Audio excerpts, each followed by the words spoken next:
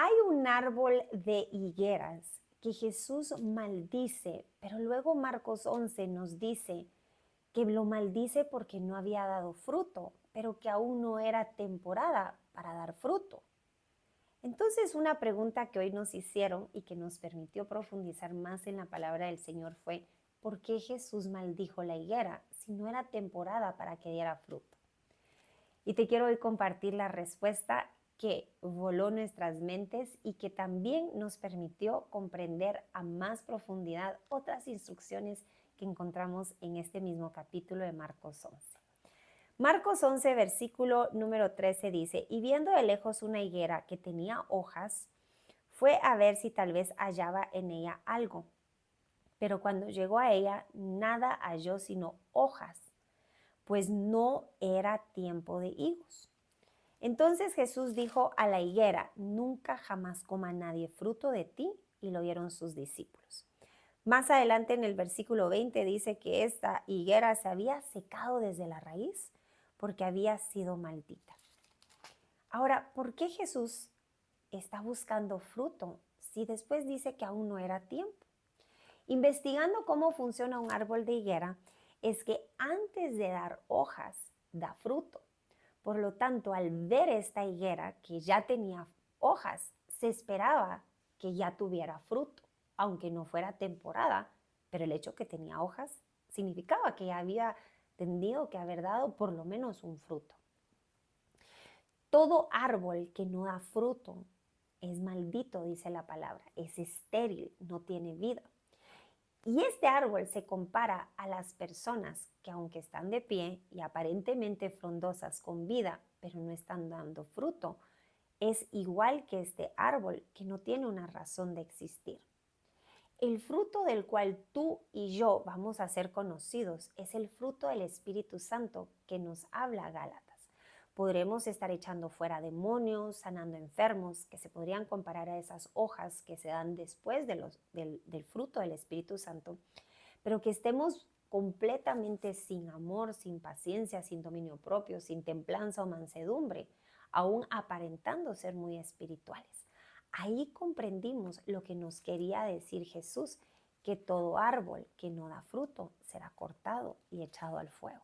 En otras palabras, todo creyente que no dé fruto será cortado y echado al lago del infierno por la eternidad. Marcos 11 también me revela 4 tipos de personas en cuanto a la fe que están tratando de imitar. Una admirable y 3 completamente carnales. Te las comparto aquí como resultado de mi devocional. Marcos 11, la primera persona es aquella que una instrucción de parte de Jesús basta, así no tenga sentido. Versículo número 3 nos habla que Jesús le dice a sus discípulos que vayan a desatar un pollino, un burro que nunca había sido montado, y que si alguien les preguntaba que para qué lo estaban desatando, era que Jesús lo necesitaba y lo iba a regresar.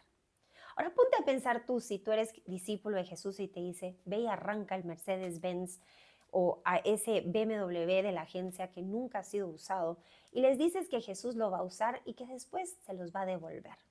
Probablemente tú y yo pondríamos un montón de excusas y hasta le ofreceríamos otra alternativa para no tener que ir a vivir semejante vergüenza de técnicamente ir a robarnos un Mercedes o BMW 0 kilómetros. Pero no, los discípulos de Jesús fue una instrucción la que bastó y la hicieron.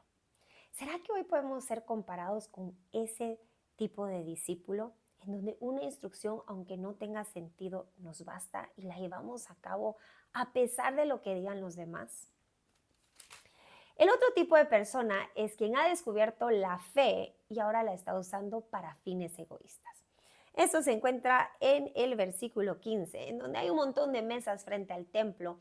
Y no era tanto el hecho de que tenían ventas, sino el trasfondo de las ventas que molestó a Jesús. Ahí las personas estaban creyendo que con pagar por una palomita perfecta o un corderito perfecto, bastaba para ser perdonados de sus pecados. Pero se estaban perdiendo por completo el hecho de su eternidad, de que no podían entrar inmundos a la presencia del Señor ni aún en lo temporal. Y ahí las personas quienes estaban haciendo transacción monetaria, lo menos que les importaba era la eternidad de la persona.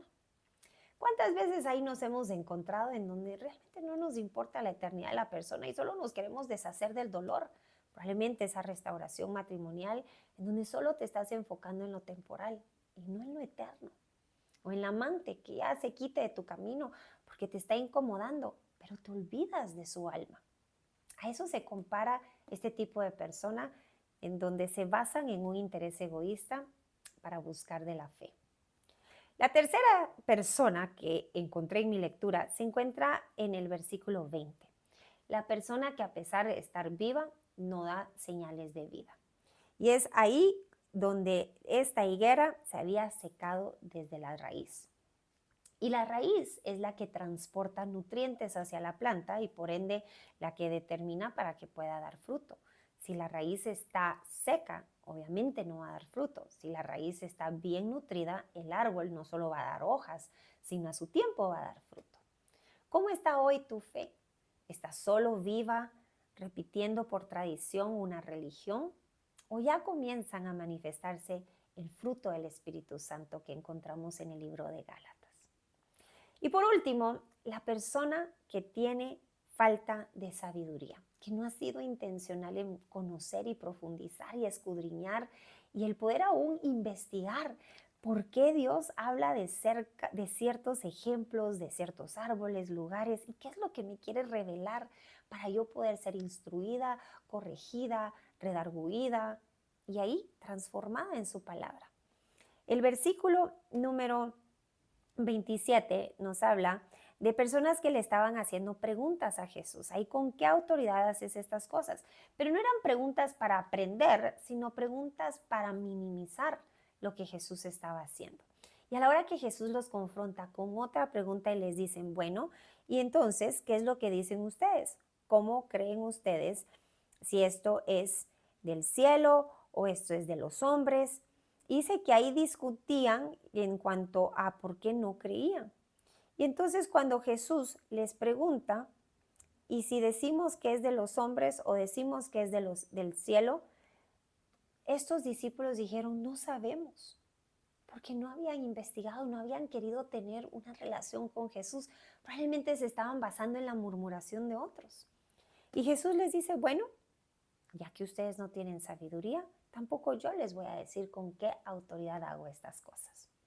El principio de la sabiduría es el temor al Señor, no el temor al hombre. Pueden ser que te vengan a cuestionar por qué estás orando, por qué estás creyendo, por qué fuiste a desatar un pollino. Pero si tu respuesta siempre va a ser porque el Señor me lo pidió, ahí comienzas tú a investigar porque el Señor te lo pidió, a conocer al Señor a quien hoy estás recibiendo estas instrucciones, a querer conocer más y profundizar una relación para pasar de Señor a amistad. Dice la palabra del Señor que ya no nos llama siervos, sino amigos. Esta es la relación que el Señor busca con cada uno de nosotros, una relación más íntima de la cual podemos conocer el por qué y para qué y con una mayor convicción y certeza, creer aún en lo que hoy no estamos viendo. ¿Qué tipo de persona eres tú comparada a estas cuatro personas? Esa que le bastó una instrucción, esa que se basa en un interés egoísta, esa que no tiene señales de vida, que todo le da igual, o esa que no ha querido profundizar y va caminando con falta de sabiduría y que no hay revelación porque no ha habido intención. Yo oro que junto a tu grupo de discipulado puedan hoy rendir cuentas en cuanto a cómo está tu fe, cómo está tu relación con el Señor. El comprometerte a ser más intencional y sobre todo poder orar por aquellos que aún no le conocen. Si tienes preguntas, te invito a que nos puedas escribir a las mentoras de sector, que puedo aquí compartir en pantalla la dirección y ahí podremos ser inspirados a grabar más contenido profundizando en las preguntas que tú nos envíes, que así nos inspira. Si el Señor lo permite, nos vemos la siguiente semana desde mi devocional para inspirarte a que tú hagas tu devocional, leyendo la palabra del Señor de día y de noche cada día.